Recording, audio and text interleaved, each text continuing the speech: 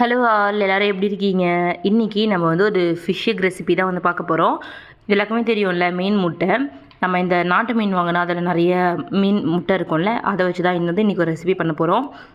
இது ஒரு 100 கிராம் அளவு இருக்கும். இதை நல்லா கொஞ்சம் க்ளீன் பண்ணிவிட்டு தேவையான அளவு உப்பு போட்டுடலாம். அப்புறம் மஞ்சத்தூள் போட்டுட்டு நம்ம வீட்டில் நார்மலாக யூஸ் பண்ணுற குழம்பு மிளகாத்தூள் இருக்குல்ல, அதை வந்து போட்டுட்டு இதை நல்லா வந்து மிக்ஸ் பண்ணி வச்சுக்கலாம்.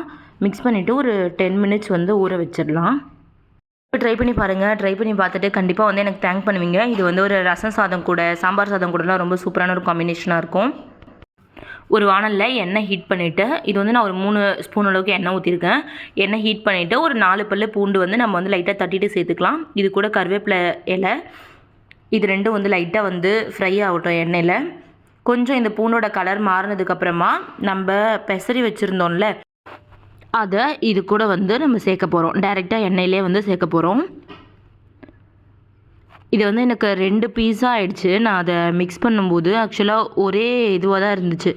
அப்புறம் நான் அதை அப்படியே வந்து வச்சுட்டேன். மீதி அந்த கிண்ணத்தில் இருக்கும்ல மிளகாய் தூள்லாம், அதெல்லாம் வந்து இதுக்கு மேலே வந்து நம்ம அப்ளை பண்ணி விட்டுக்கலாம்.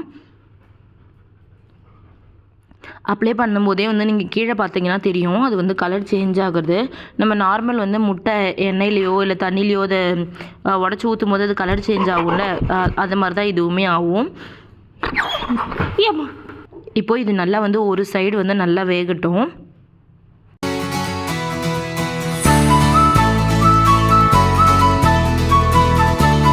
இதை இப்போ ஸ்லோவாக வந்து நம்ம திருப்பி விட போகிறோம். நான் திருப்பி விடும்போது வந்து இந்த ஒரு சைடு வந்து லைட்டாக வேரல் விட்டுருச்சு. இட்ஸ் ஓகே, நம்ம எப்படியும் உடச்சி தான் சாப்பிட போகிறோம். அதனால் வந்து நம்ம அப்படியே திருப்பி விட்டுக்கலாம். ஏன்னா ஒரு சைடு வந்து ரொம்ப சாஃப்டாக இருக்கும்ல, அப்போ வந்து இனிவே அது உடச்சிக்கும். இவை திருப்பி விட்டு நம்ம 2 பக்கமும் வந்து வேக வச்சு எடுத்துக்க போகிறோம். எனக்கு இங்கே கடல் மீன் கிடைக்காது. கடல் மீன் சாப்பிட்டு பழகினவங்களுக்கு ஆற்று மீன் வந்து கொஞ்சம் கஷ்டம்தான் சாப்பிட்றது. பட் எனக்கு இந்த ஃபிஷ் எக்ஸில் எனக்கு அவ்வளோவா வந்து ஸ்மெல் தெரியாது. அதனால் நான் இதை மட்டும் வாங்கி யூஸ் பண்ணிக்கிறது. ஆக்சுவலாக இந்த வீடியோவை நான் வந்து ஹிந்தியில் வந்து போடலான்னு இருக்கிறேன். ஏன்னா என்னோடய ஹிந்தி ஃப்ரெண்ட்ஸ் வந்து நிறைய பேர் வந்து என் சேனல் ஃபாலோ பண்ணுறாங்க.